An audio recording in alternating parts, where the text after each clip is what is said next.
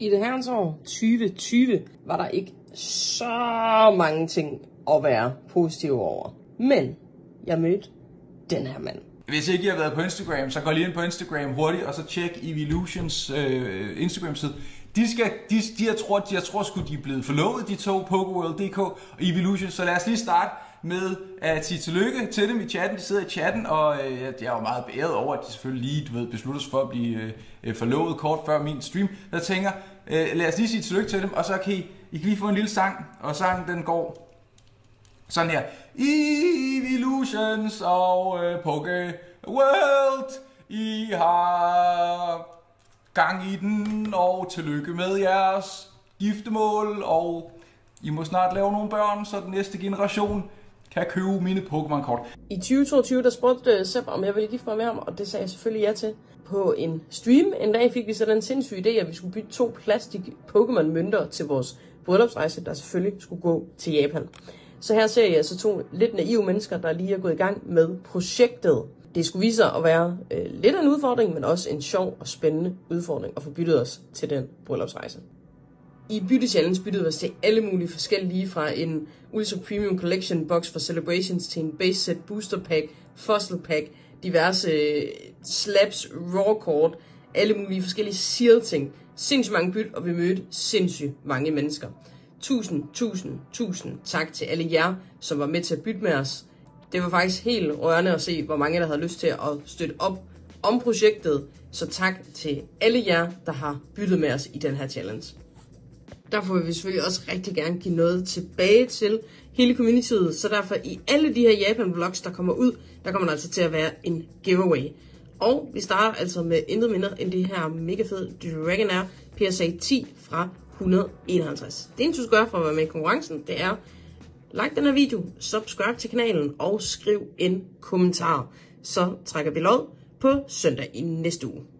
Den 2. september 2023, der sagde vi altså ja til hinanden i Jerlev Kirke, omgivet af vores venner og familie. Det var en fantastisk dag og en fantastisk fest, hvor vi fejrede kærligheden til hinanden. Og med de 15.000, som vi altså fik ind igennem byttetællelsen, så var vi altså klar til at tage afsted til Japan i marts 2024. Lidt forsinket, men det blev altså vores livs eventyr. Oh shit! Så skete det fandme endelig. Vi skal til Japan! Ja, vi skal så! Woo! På vores længe ventede bryllupsrejse. Og det er altså mega svært at tage videoer begge to, fordi der er fucking meget forskel. Men vi får det til at fungere, og... Ja, så nu har min far lige sat os af ved Vejle station, og så lige toget til København. Flyver vi. Mellemlander i Beijing, og så... Ja, det er 1,5 time, og så skal vi ellers være i Japan frem til den 16. Så... Ja, altså vi skal være der 14 dage, for når I ser det her, så den 16. giver måske ikke så meget mening. Så... Det klipper vi jo. Ja. Men prøv at... Vi skal hygge, vi skal nørde, og det bliver pisfedt. Og vi tager jer med på hele rejsen. Mm. Det er det vildeste, jeg har tænkt mig at gøre nu. Er I klar? Sætter du den på japansk, så du rigtig kan komme i stemning? Nej. Nej? Nej. Okay.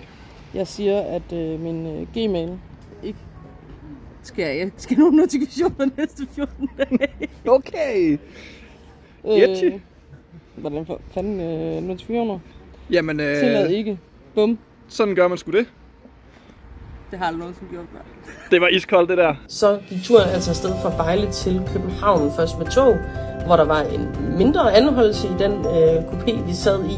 Og så havde vi verdens længste kø til boarding. Vi blev også udsat for en lille smule kinesisk censur, da flere af de film, der var, fordi vi fløj med Air China, altså var censureret. Så det var også en speciel oplevelse. Så er vi landet på hotellet. Det er The International i Shinjuku med 28 tommers fladskærm. Vi har klimaanlæg, ikke? Prøv at se her. Vi har fandme køleskab med fryser. What? Det er sindssygt. Det er... Så I får lige, er I klar til roomtour? Roomtour. Der er næsten queen size bed. Ja, altså vi fandt ud af, at queen size er ikke helt det samme som i Danmark. Jeg tror faktisk, at det er bare en ja, så japansk queen size. Ja, så det her, it's the room. Skal jeg lige se udsigten? Jeg har slet ikke set udsigten endnu. Okay. Det er sådan, ja. Det er meget sådan, stille, ja, det er bybilledet. Der er bybilledet, byudsigt. Det er perfekt. Der er også udsigt her. Der er lidt mere byudsigt. Så er der simpelthen toilet og bad. Hvad mere skal man bruge? Vi har det hele. Vi er fandme landet. Ja. Vi er her nu. Vi er klar til Japan. Gameplan. Vi skal lige have et bad, fordi vi har virkelig rejst i mange timer nu. Yep. Så skal vi ud og finde noget mad, og lige ud og explore lidt, men klokken den er lige omkring 18 nu her, vi optager det her. Så det er, vi skal egentlig bare lige finde noget mad, måske lige sådan tjekke området lidt ud, og så i morgen skal vi på eventyr. Så er lige med egentlig den mest fucking nøje elevator nogensinde. Hvad mener du, der er plads til hele 2,5 menneske? Ja. Faktisk 3, hvis man rykker sammen. Ja. Og den var sådan, man kan ikke sådan åbne, hvis der var en, der prøvede sådan at stikke armen ind foran, og så... Han trak hånden til sig, og vi ved ikke, hvordan det var endt, hvis han havde beholdt hånden der. Det er ikke den her vej, vi skal. Wow, okay. Nej, jeg går bare ind i det også nu. Fuld nøje. Fuld nøje.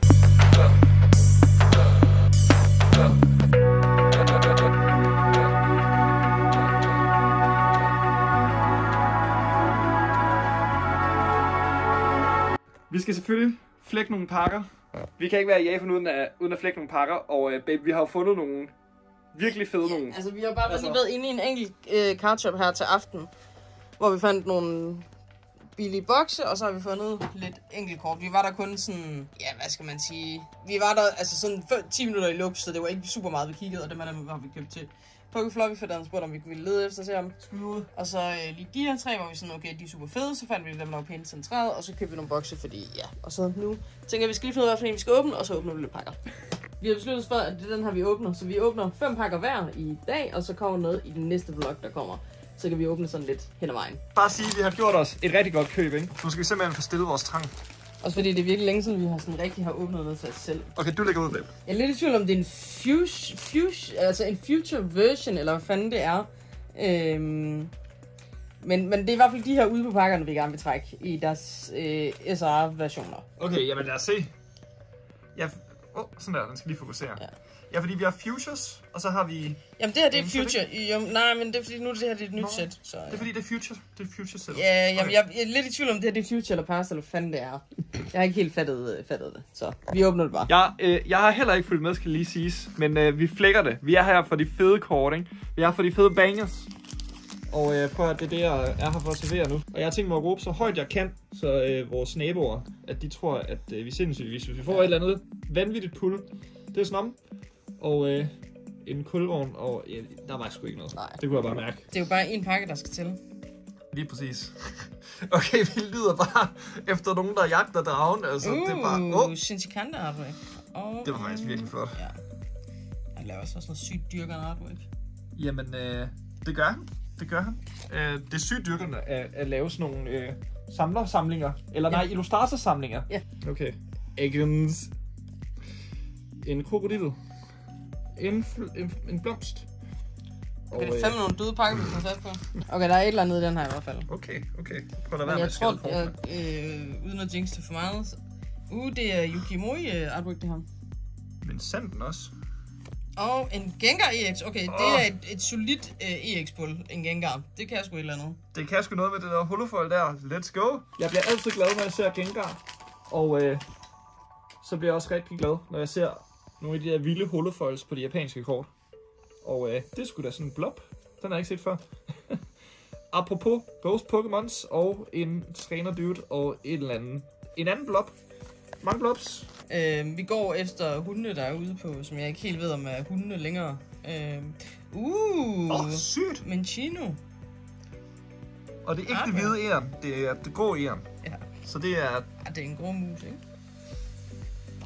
Lad os se. Om vi trækker et eller andet. En mega sej. Hej. Jeg vil også sige, altså nu har jeg jo fået 2 pulse, så det vil også være lidt unfair, hvis jeg fik igen. Vi ved begge to, at det ikke sådan Pokémon fungerer, baby. Nej. Pokémon er nådesløst.